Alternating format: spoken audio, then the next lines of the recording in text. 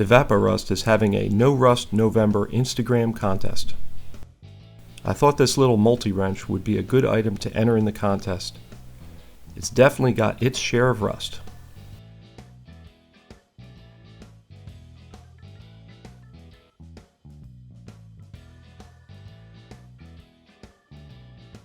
Here's the wrench after an overnight soak in evapo-rust.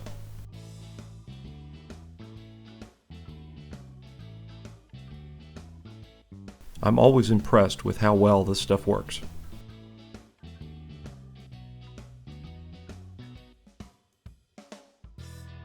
Here it is after rinsing in tap water. I find that items don't quickly flash rust like they do after soaking in vinegar. I usually coat the part with WD-40 if I'm not going to work on it right away.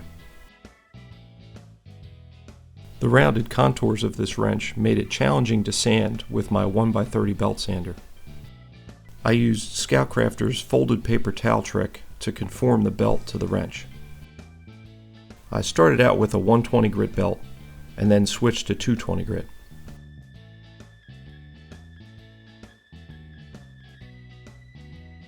I used 3 different sized drums to sand inside the wrench jaws.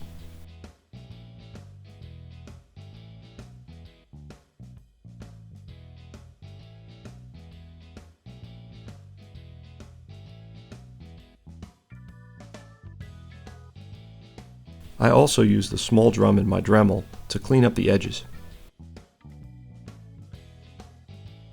Then I used my fiber wheels to give the metal a final polish.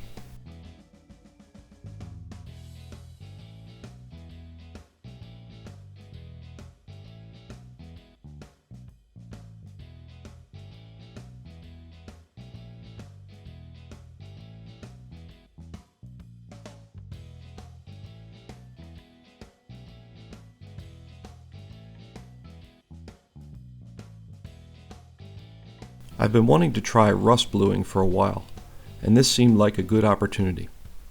I thoroughly cleaned the wrench with denatured alcohol, then soaked it in white vinegar for several minutes.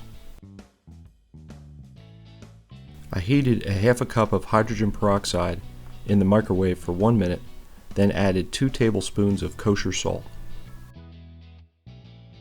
I removed the wrench from the vinegar, dried it, and then coated it with the hydrogen peroxide salt solution. The solution creates a coating of rust on the part almost immediately.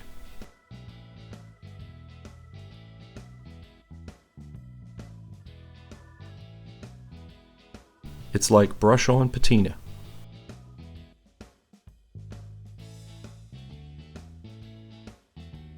I used Mrs. Magdad's hairdryer to speed up the drying process.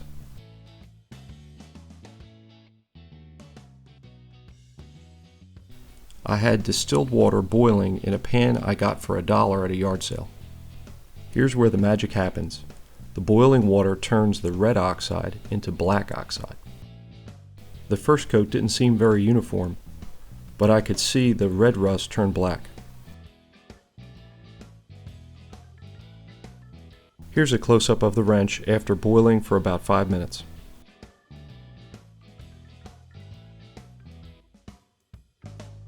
I polished the wrench with steel wool and then cleaned it with denatured alcohol.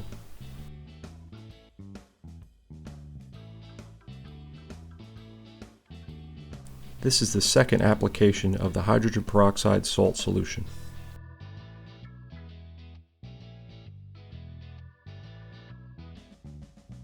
And here's the second bath in boiling water. This time the transformation to black oxide was easier to see. Here's the second coat, fresh out of the water.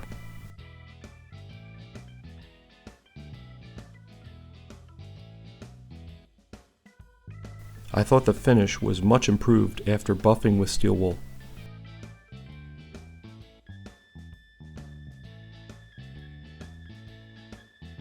Here's the third coat, going into the boiling distilled water.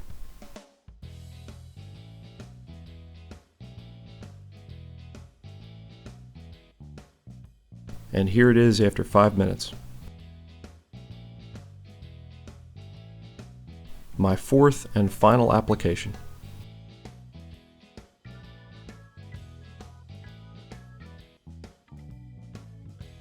I used a telescoping magnet to flip the wrench each time it was cooking in the water.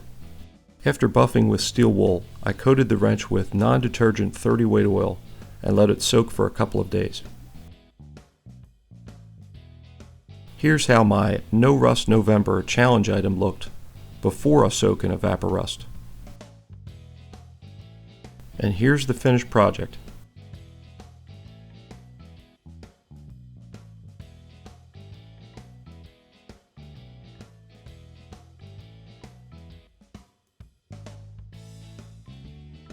I think those pock marks are casting flaws rather than rust pitting.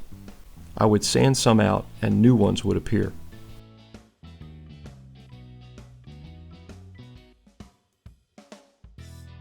I'm happy with how evenly the rust bluing turned out, given this was my first time trying the process.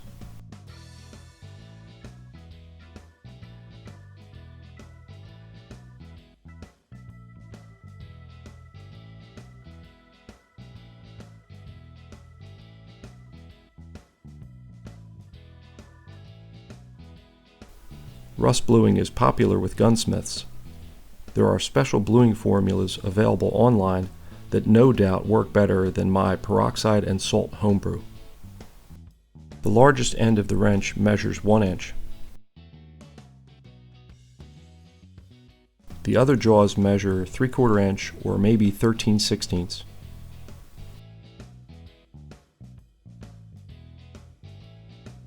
And 1/2 inch. It would help me out in the contest if you went to my Instagram post and gave me a like and left a comment. Let me know what you think the wrench was used for, and tell me what you think of my rust blued finish. I hope you enjoyed the video. Thanks for watching. Ah! Flitz it! Sorry, Chuck. We're not going to flitz this one. Yeah, Chuck, I know you're brand champion and all, but we're still not going to flitz it.